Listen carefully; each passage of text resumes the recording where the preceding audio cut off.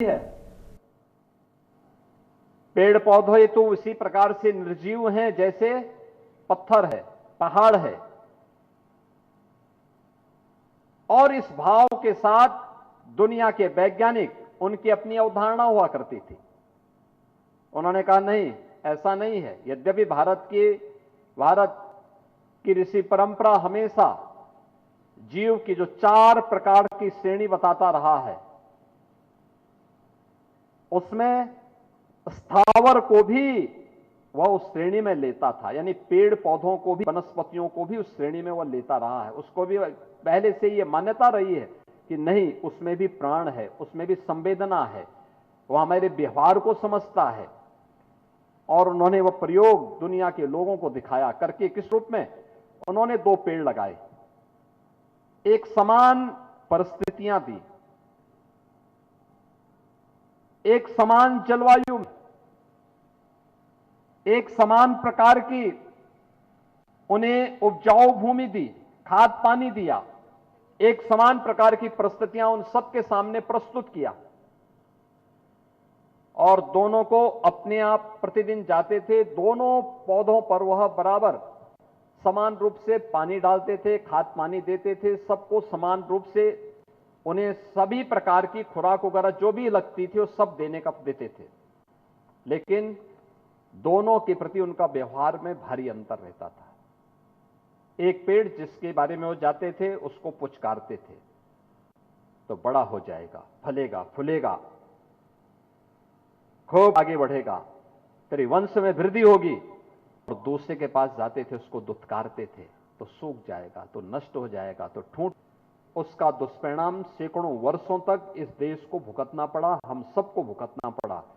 लेकिन भेदभाव समाज ने किया, हमारा समाज विभाजित हुआ, लेकिन गुलामी की मानसिकता पूरे देश को झेलनी पड़ी।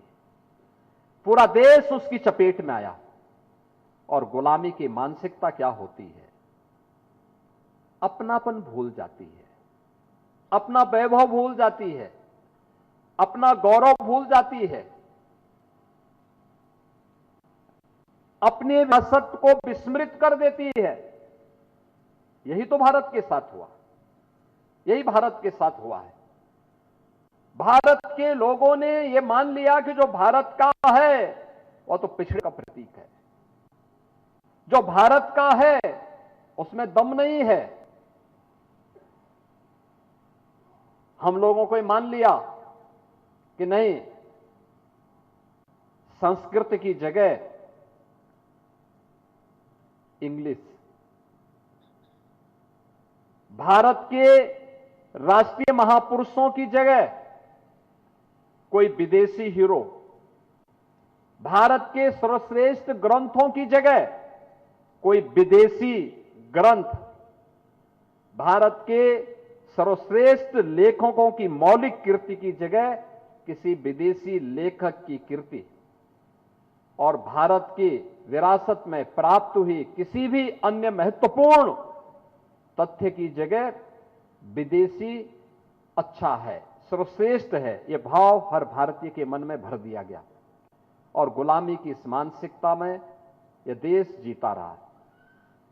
याद करिए, आजादी की लड़ाई, ऐसा नहीं कि देश पे हमले होते थे भारत चुप रहता था, ऐसा कभी नहीं रहा। लेकिन एकता का भाव था। हर कालखंड में भारत ने प्रतिकार किया, लेकिन बटी हुई ताकत थी। वे हीरो आज भी हमारे बीच में मान्य रूप से हैं। हम महाराज सुहेलदेव की पूजा करते हैं, उनका सम्मान करते हैं। इतिहास ने उनके नाम को गायब कर दिया। सुहेलदेव ने आज से 1000 वर्ष पहले विदेशी आक्रांता सालार मसूद को नाकों चने चबवा करके धूल दूषित कर दिया था, और उसको वह मौत दी जो इस्लाम की दृष्टि से सबसे खराब और गंदी मानी जाती है। कहते हैं सालार मसूद को जिंदा पकड़ा था महाराज सुहेलदेव ने, लोहे के कढ़ाई पर खड़े करके जिंदा उसको जला दिया था, और उसके 2 सिपाहियों से कहा था, जो उसके 2 सैनिक बचे थे, उनसे कहा था, जाओ अपने देश में बता देना कि गाजी को क्या सजा मिली है, वहां क्या सजा मिली है। आप सोचिए, 150 वर्षों तक भारत पर किसी विदेशी हमलावर ने हमला करने का दुस्साहस नहीं कर पाया। ऐसा नहीं कि पृथ्वीराज चौहान ने शौर्य और पराक्रम न दिखाया हो। राणा सांगा और महाराणा प्रताप ने प्रभावी ढंग से देश की उस लड़ाई को आगे न बढ़ाया हो। छत्रपति शिवाजी महाराज और सिख गुरुओं का योगदान या फिर अन्य कालखंड में लगातार ये चलता रहा। लेकिन भारत की आजादी और भारत अपनी स्वतंत्रता के लिए एकजुट होकर के लड़ सके, इसमें सबसे पहली एकजुटता का प्रदर्शन किया था पूरे देश के अंदर स्वदेशी ने। पहले आर्य समाज के माध्यम से और फिर भारत के स्वाधीनता आंदोलन में राष्ट्रपिता महात्मा गांधी के आगमन के बाद स्वदेशी ने एक नई हुंकार भरी थी। और देखते ही देखते महात्मा गांधी के आगमन के साथ ही कुछ ही दशकों में भारत स्वतंत्र हो गया। भारत स्वतंत्र हो गया। लेकिन स्वतंत्र भारत का भाव क्या होना चाहिए, यह भारत तय नहीं कर पाया। और दुर्भाग्य भी था, जिन महापुरुषों को उस समय तय करना था वो एकाएक आजाद बसे।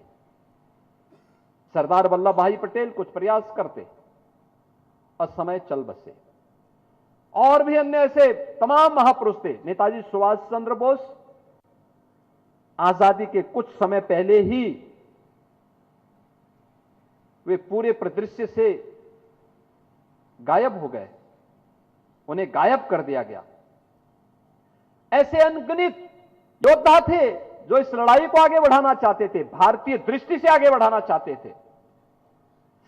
डॉक्टर श्यामा प्रसाद मुखर्जी मात्र 33 वर्ष की उम्र में कोलकाता विश्वविद्यालय के कुलपति बनते हैं, प्रखर शिक्षाविद थे। भारत के पहले उद्योग और खाद्य मंत्री बने। लेकिन उस समय कश्मीर की स्वतंत्रता के लिए, कश्मीर को भारत का हिस्सा बनाने के लिए उनको अपना बलिदान देना पड़ा था।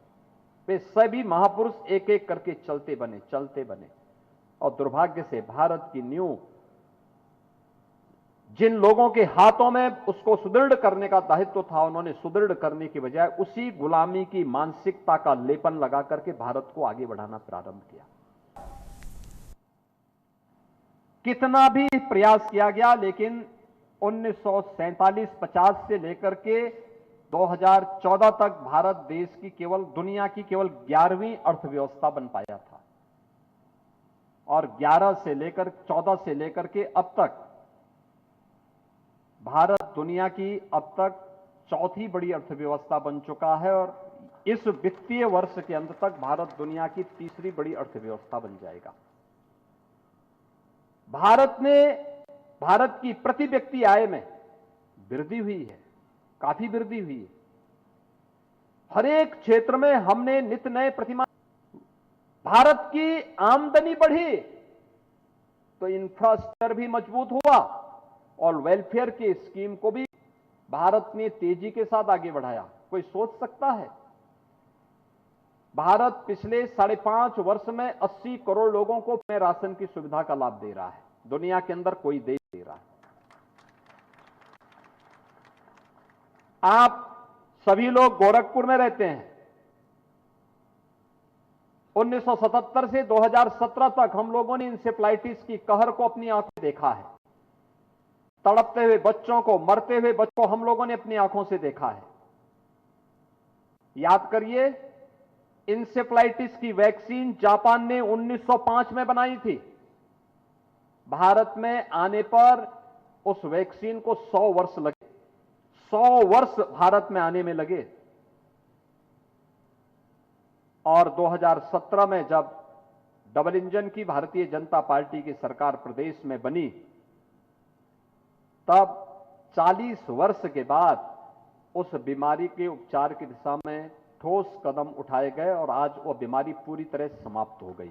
यही सीजन हुआ करता था जब इंसेफ्लाइटिस के खिलाफ हर परिवार में भय और दहशत रहता था कि पता नहीं कौन बच्चा इसकी चपेट में आ जाए, कौन दुर्भाग्यशाली होगा।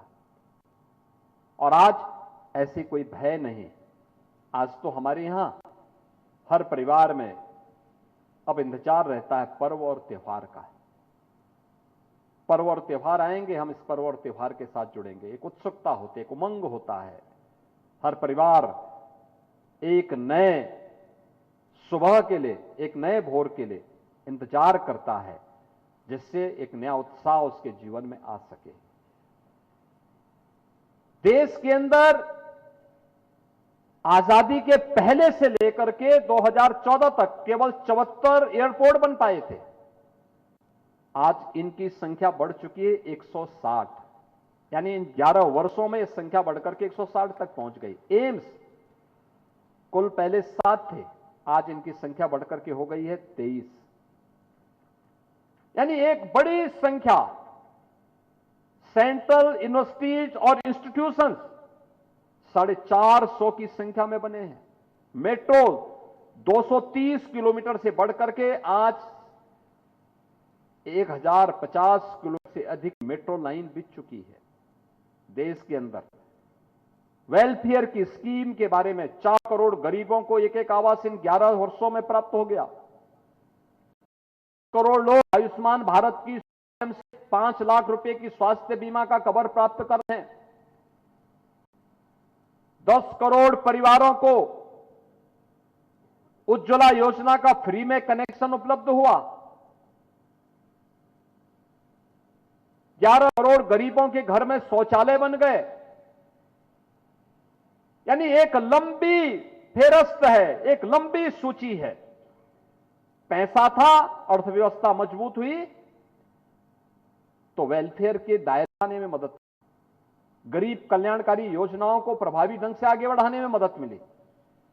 भारत का जो सामाजिक सुरक्षा का कवरेज था, आजादी के बाद से लेकर के 2000 यानी इन वर्षों में इसका दायरा केवल बढ़ा था 19% और 14 से लेकर के अब इसकी है 65%। एक लंबी छलांग भारत ने ली है। अर्थव्यवस्था के क्षेत्र में लगाई है, इंफ्रास्ट्रक्चर के क्षेत्र में लगाई है। दुनिया की सबसे तेज उभरती हुई अर्थव्यवस्था के रूप में अपने आप को स्थापित किया है और भारत के साथ दुनिया के अंदर सबसे अच्छे इन्वेस्टमेंट के रूप में भारत ने अपने आप को स्थापित किया है। दुनिया के टेक्नोलॉजी में भारत एक लीडरशिप लेकर के आगे बढ़ रहा है। भारत ने इमर्जिंग टेक्नोलॉजी को तेजी के साथ अपने अपनाया है। दुनिया के अंदर सबसे ज्यादा स्मार्टफोन का इस्तेमाल करने वाला कोई देश है, भारत है। यानी हर एक क्षेत्र में भारत की यात्रा एक शानदार यात्रा बनकर के आगे काम कर रही है।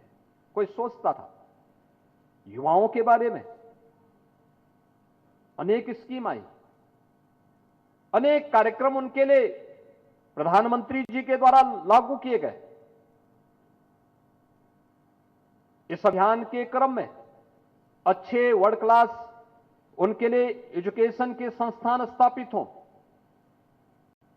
खेलो इंडिया खेलों के माध्यम से, फिट इंडिया मूवमेंट के माध्यम से, मिशन रोजगार के माध्यम से, स्टार्टअप स्टैंडअप की स्कीम के माध्यम से अनेक ऐसे योजनाएं उन युवाओं के लिए दी गई जो 2014 के लिए जिसकी कल्पना करना भी एक सपना था।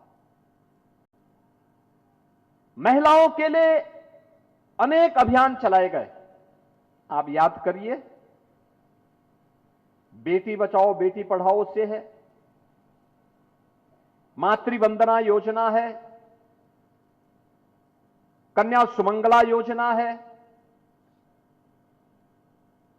फिर नमो ड्रोन दीदी के कार्यक्रम 3 करोड़ ऐसी ड्रोन दीदियां देश के अंदर अलग अलग गांवों में नेतृत्व दे रही हैं।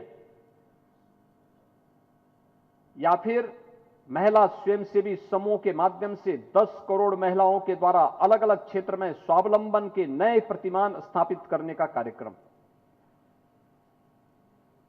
हर एक क्षेत्र में आज उन्होंने नेतृत्व प्रदान किया है। और नारी शक्ति वंदन अधिनियम पंचायत और स्थानीय निकाय के बाद अब संसद और विधानसभा में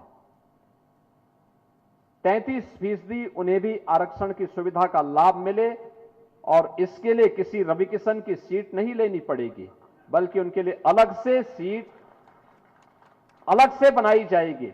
इसके लिए यह भी व्यवस्था बना दी गई है। यानी यह भी कार्यक्रम प्रभावी ढंग से लागू करने का कार्यक्रम। अन्नदाता किसानों के लिए आपने देखा होगा, अन्नदाता किसानों के लिए भी अनेक कार्यक्रम प्रारंभ किए गए, सॉयल हेल्थ कार्ड से लेकर के प्रधानमंत्री फसल बीमा योजना, प्रधानमंत्री कृषि सिंचाई की योजना, प्रधानमंत्री किसान सम्मान की निधि, किसान के खेत में पानी पहुंचाया जा सके, इसके लिए तमाम प्रकार की उनके लिए अन्य महत्वपूर्ण योजनाएं, और हर अन्नदाता किसान को उसके उत्पाद का लागत का 1.5 गुना दाम प्राप्त हो सके, इसके लिए उनकी फसल को क्रय करने के लिए क्रय केंद्रों की व्यवस्था हो, मंडियों का सुदृढ़ीकरण हो, श्रमिकों के लिए अनेक प्रकार की स्कीम लागू की गई, उनको सामाजिक सुरक्षा के दायरे में लाया गया, उसको सुरक्षा की गारंटी मिले। समाज के अंदर हर एक तबके के लिए कुछ न कुछ बड़े कार्यक्रम, अभी हाल ही में देखा होगा, देश की स्वतंत्रता दिवस के अवसर पर प्रधानमंत्री जी ने जीएसटी में एक बड़े रिफॉर्म की चर्चा की थी। 15 अगस्त 2020 को प्रधानमंत्री जी ने लाल किले की प्राचीर से घोषणा की, और 15 अगस्त के बाद मात्र 18 दिन के अंदर जीएसटी काउंसिल ने केंद्रीय वित्त मंत्री श्रीमती निर्मला सीतारमण जी की अध्यक्षता में, जिसमें हर राज्य का वित्त मंत्री जीएसटी काउंसिल का सदस्य होता है, जीएसटी काउंसिल ने एक बड़े रिफॉर्म को सामने लाया है। आपने देखा होगा, जीएसटी रिफॉर्म जो है GST one nation one market और वन टैक्स की अवधारणा पर आधारित है। आजादी के बाद इतने बड़े क्रांतिकारी कदम को आगे बढ़ाना ये सामान्य बात नहीं थी, असामान्य बात थी। याद करना, जो देश लकीर का फकीर बना रहेगा, अपने दायरे में कैद रहेगा, वह विकास नहीं कर सकता, आगे नहीं बढ़ सकता।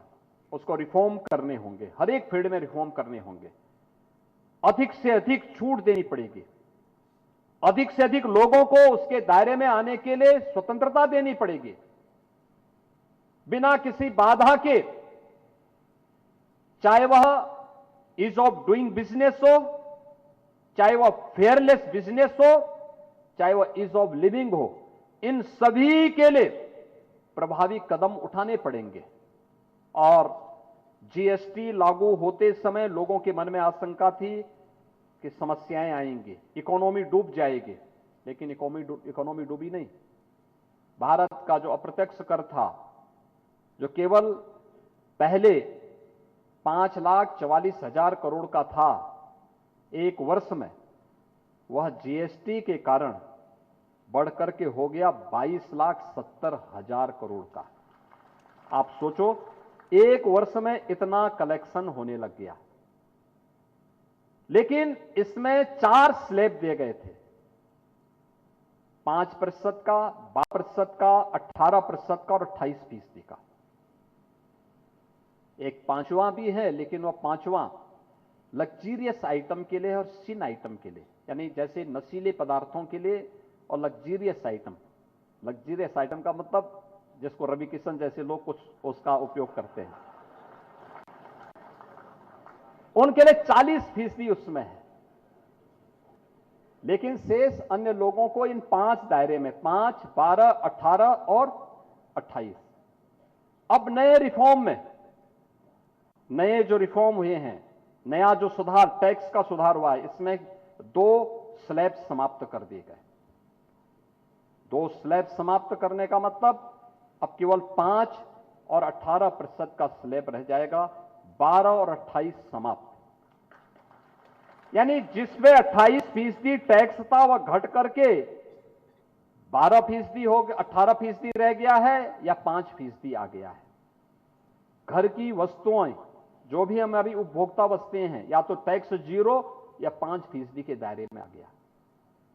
घर निर्माण के लिए जो सामग्री है, इस्पात है यानी लोहा है, सीमेंट है, 28% से घट करके 18% में आ गया है। ट्रैक्टर के जितने भी पार्ट्स हैं 18% से घट करके वह 5% में आ गए हैं और कम हो गए। ट्रैक्टर है, टायर है, ट्यूब है, सिंचाई के साधन है। विद्यार्थियों के लिए शिक्षण सामग्री टैक्स फ्री कर दी गई, बीमा टैक्स फ्री कर दिया गया। यानी एक बड़े रिफॉर्म को लेकर के प्रधानमंत्री जी आगे बढ़े। इसका मतलब मार्केट हेल्दी होगी, मार्केट हेल्दी होगी, खरीदारी खूब होगी, स्वाभाविक रूप से लोग टैक्स भी देंगे, कम पैसे में अच्छी खरीदारी करेंगे, लोगों के खरीद का दायरा बढ़ेगा, रोजगार का सृजन होगा और लोगों को नई नई चीजों का स्वाद लेने का आनंद भी होगा। पर्व और त्योहार का उत्साह अलग से होगा। दीपावली का इतना बड़ा उपहार प्रधानमंत्री जी ने दिया है देशवासियों को, एक बड़ा उपहार दिया, लेकिन ये रिफॉर्म का पार्ट है। एक हेल्दी इकोनॉमी के लिए इस प्रकार के रिफॉर्म आवश्यक है, मार्केट के लिए आवश्यक है, लोगों की क्रय शक्ति बढ़ाने के लिए आवश्यक है। और प्रधानमंत्री जी ने दीपावली के ठीक पहले इस प्रकार का उपहार देशवासियों को दिया। ऐसे ही प्रक्रिया देश के अंदर 2014 से लगातार बढ़ती गई।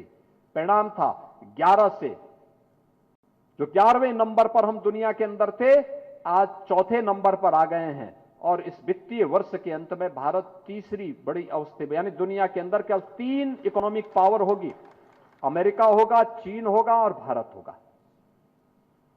आप सोचो, एक यात्रा वह कि जब देश आजाद हुआ था, हम दुनिया के अंदर मात्र 3% पर हमारी पहुंच थी।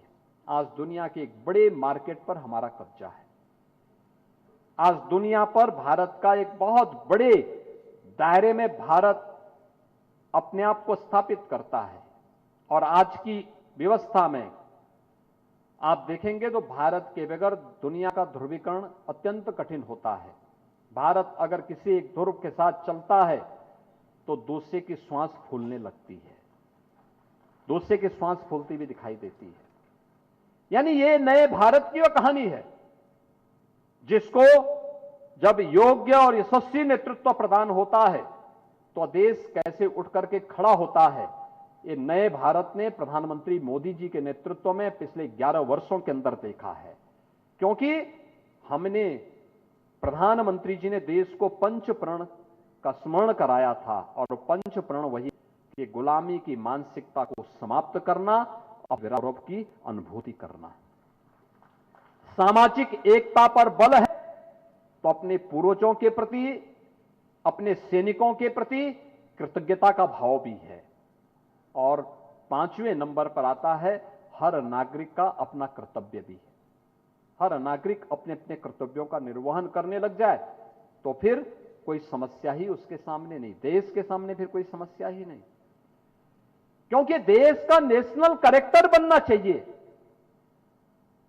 भारत विकसित होगा ये केवल मोदी जी का अकेले संकल्प नहीं बनना चाहिए, 140 करोड़ भारतीयों का संकल्प बनना चाहिए। और प्रधानमंत्री जी के इसी संकल्प को अंगीकार करने के लिए हम लोगों ने उत्तर प्रदेश के अंदर इस संकल्प को आगे बढ़ाया।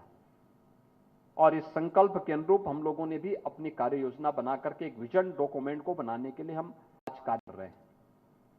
उत्तर प्रदेश विधानसभा में आपने देखी होगी 27-28 घंटे तक लगातार चर्चा होती रही। विधायिका में चर्चा हो, ये कठिन कार्य है। लेकिन उत्तर प्रदेश विधायिका ने करके दिखाया। विधायिका में चर्चा होने के उपरांत अब हम पब्लिक के बीच में आए हैं। आपने देखा होगा इस मंच पर समाज में नेतृत्व प्रदान करने वाला वह तबका है। कोई विश्वविद्यालय के कुलपति हैं, कोई पूर्व कुलपति हैं, कोई विश्वविद्यालय में प्रोफेसर हैं, कोई रिटायर्ड प्रिंसिपल हैं, कोई चैंबर ऑफ इंडस्ट्रीज से जुड़े हुए हैं, कोई चिकित्सक है, कोई यानी अलग अलग फील्ड में जिन्होंने अपनी प्रतिभा के दम पर, बल पर, कोई अधिवक्ता है, यानी जीवन के अलग अलग क्षेत्र में जिन्होंने अपनी प्रतिभा का लोहा भी मनाया है और समाज को नेतृत्व प्रदान करने की सामर्थ्य भी वे लोग रखते हैं, वह भी यहां पर बैठा है। और हम लोगों ने भी यही किया। समाज का अगर बुद्धिजीवी तबका अगर समाज को नेतृत्व देने के लिए उठ खड़ा होता है तो दुनिया की कोई ताकत उस समाज को और उस देश को आगे बढ़ने से रोक नहीं सकती है। और हमने 300 ऐसे प्रतिभाशाली बुद्धिजीवियों को लखनऊ में बुलाया था। पूरे दिन भर की चर्चा उन लोगों से की, उन लोगों से दिन भर चर्चा की। इसमें पूर्व मुख्य सचिव थे, पूर्व एडिशनल चीफ सेक्रेटरीज थे, प्रिंसिपल सेक्रेटरीज थे, डीजीपी और डीजी लेवल के अधिकारी थे, आईएफएस थे, कुलपतिगण थे, पूर्व कुलपतिगण थे, शिक्षाविद थे, वैज्ञानिक थे, अलग अलग फील्ड से जुड़े हुए विशेषज्ञों को लेकर के 300 ऐसे बुद्धिजीवियों को हम लोगों ने प्रदेश के अंदर अलग अलग संस्थानों में भेजा। और वही चर्चा पर चर्चा अब तक 100 से अधिक अकादमिक संस्थाओं में हुई है और ये भी एक क्रम आगे बढ़ रहा है। और मैं यहां पर उपस्थित जितने भी हमारे बुद्धिजीवी हैं, शिक्षाविद हैं, चिकित्सक हैं, चैंबर ऑफ इंडस्ट्रीज और कॉमर्स से जुड़े हुए पदाधिकारी हैं, उन सबसे मेरा यही अनुरोध होगा कि हम अलग अलग संस्थानों को इसका केंद्र बिंदु बनाएं। विजन डॉक्यूमेंट में लोगों से चर्चा करें, परिचर्चा करें और फिर उन लोगों के साथ मिलकर के हम उनके सुझावों को आमंत्रित करें। वे भी दे सकते हैं उन क्षेत्रों में सुझाव जो प्रदेश सरकार ने इसके लिए कार्य योजना बना करके आगे बढ़ाई है। हमारी जब चर्चा होने लग गई, विधानसभा में चर्चा हुई, तो माननीय विधायकों की ही चर्चा परिचर्चा के दौरान जो विषय सामने आए थे उसके तहत हम लोगों की एक विशेषज्ञों की टीम वहां उनका अवलोकन भी कर रही थी। उनका सारा भाषण हम इकट्ठा कर रहे थे और फिर उस भाषण का अवलोकन करते हुए 12 सेक्टर हम लोगों ने तय किए। ये 12 सेक्टर जो अलग अलग सेक्टर में, शिक्षा के क्षेत्र में, स्वास्थ्य के क्षेत्र में, कृषि और जल संसाधन के क्षेत्र में, स्किल डेवलपमेंट और एम्प्लॉयमेंट के क्षेत्र में, इंफ्रास्ट्रक्चर के क्षेत्र में, सर्विस सेक्टर में, इमर्जिंग टेक्नोलॉजी के सेक्टर में, अलग अलग सेक्टर में क्या कुछ होना है। इसमें पर्यावरण को भी महत्व दिया गया है, अर्बनाइजेशन को भी इसके साथ जोड़ा गया है। ये सभी अलग अलग 12 सेक्टर लिए गए हैं। इन 12 सेक्टर में हम लोगों ने अलग अलग प्रकार की व्यवस्थाएं की और फिर उसको लेकर के हम लोग आज समाज के क्षेत्र में, समाज के बीच में आ रहे हैं उनसे कहने के लिए कि भाई आपके सुझाव आमंत्रित किए जा रहे हैं, आप भी अपने सुझाव दीजिए। नए भारत के, नए उत्तर प्रदेश में आत्मनिर्भर भारत तो आत्मनिर्भर उत्तर प्रदेश, आत्मनिर्भर उत्तर प्रदेश तो आत्मनिर्भर भारत, विकसित उत्तर प्रदेश तो विकसित भारत, यानी एक दूसरे से जुड़े हुए हैं और उसके अनुरूप हमें अपने आप को तैयार करना है। कैसे लाभ होता है, थोड़ा सा सोए हुए समाज को थोड़ा सा जगा दिया जाए, कैसे उठ खड़ा होता है। आपने उत्तर प्रदेश को देखा होगा। आप में से जितने लोग हैं, बहुत सारे लोग उत्तर प्रदेश के बाहर जाते होंगे, पहले भी जाते रहे होंगे। 17 के पहले कोई भी बाहर जाता था, अगर आपने उत्तर प्रदेश का नाम ले लिया और फिर गोरखपुर का नाम पहले ले लिया तो मान के चलिए कि अगला वाला व्यक्ति अगर आपके स्वागत के लिए उत्सुक भी तो उसको स्वयं देख करके ही निराशा होने लगती थी, अरे यार कहां से आ गए, उसके मुंह से शब्द निकलता था। और आज आप देश के अंदर कहीं जाइए, उत्तर प्रदेश का नाम लीजिए, सामने वाले के चेहरे पर एक चमक आ जाएगी, चमक आ जाएगी। उत्तर प्रदेश का परसेप्शन देश के अंदर बहुत पॉजिटिव हुआ है, बहुत सकारात्मक हुआ है। सामने की बॉडी लैंग्वेज बोलती है, हां वो अच्छा सोच रहा है आपके बारे में। चाहते हुए भी अब आपसे वो वार्ता करता है, न चाहते हुए भी आपके साथ चर्चा में मशगूल होता है, और न चाहते हुए भी वो आपका स्वागत करने के लिए उत्सुक हो जाता है कि हां उत्तर प्रदेश से हैं आप, आपके साथ चर्चा करता है, बैठता है। आपका परसेप्शन बदला है। आज दुनिया को और देश को विश्वास हुआ है उत्तर प्रदेश भी अब निकल पड़ा है विकसित उत्तर प्रदेश बनने की यात्रा।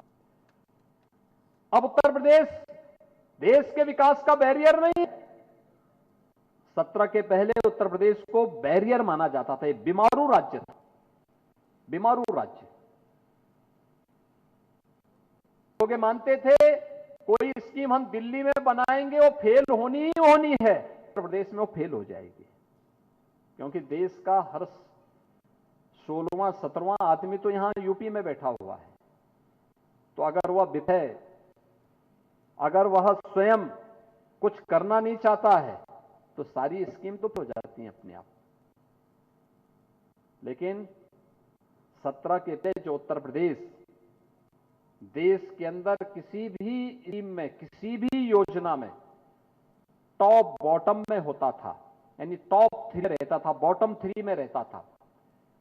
आज वही उत्तर प्रदेश देश के अंदर सभी प्रकार की योजनाओं में, सभी प्रकार की योजनाओं में या तो नंबर 1 पर है या टॉप 3 में है। ये चेंज आया है हर स्कीम में। आप देखिए किसी भी उत्तर प्रदेश ने आज एक लंबी छलांग लगाई है। परिणाम क्या है? उत्तर प्रदेश की अर्थव्यवस्था में व्यापक परिवर्तन हुआ है, व्यापक परिवर्तन हुआ। उत्तर प्रदेश आज एक नए उत्तर प्रदेश रूप में अपने आप को स्थापित किया है। किसी भी उसमें आप देखेंगे, युवाओं को रोजगार के को देखें, अन्नदाता किसानों के मुद्दे को देखें, महिलाओं के सुरक्षा और उनके स्वावलंबन के मुद्दे लेके देखें, श्रमिकों के लिए या समाज से जुड़े हुए किसी भी पक्ष को हम देखेंगे, हर एक सेक्टर में कुछ ना कुछ उत्तर प्रदेश किया है। और हम सफल कैसे हुए? एक, सबसे पहले हम लोगों ने भ्रष्टाचार पर प्रहार किया, लीकेजेस रोका गया। सोचो, जीएसटी आने के पहले उत्तर प्रदेश के अंदर 17 प्रकार के टैक्स थे,